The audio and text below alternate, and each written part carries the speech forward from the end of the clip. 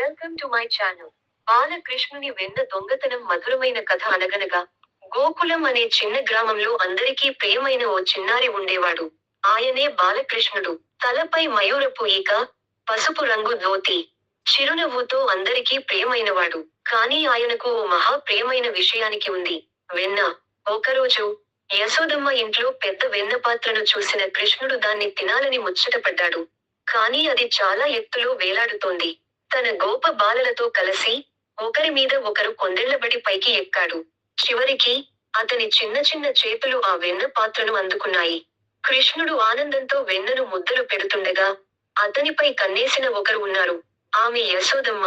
అమ్మ వస్తున్నదన్న విషయానికి తెలుసుకుని కృష్ణుడు పెద్ద పెద్ద కన్నులు తెరిచి అమాయకంగా నవ్వాడు.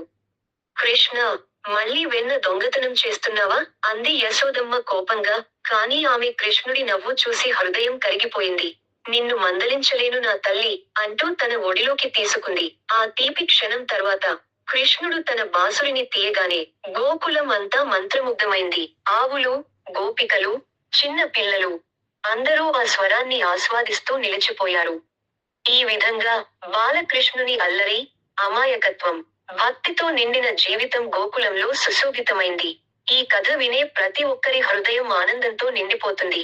మీకు ఈ కథ నచ్చిందా? లైక్ మరియు షేర్ చేయండి. ఛానెల్ కు సబ్స్క్రైబ్ అవ్వడం మర్చిపోకండి.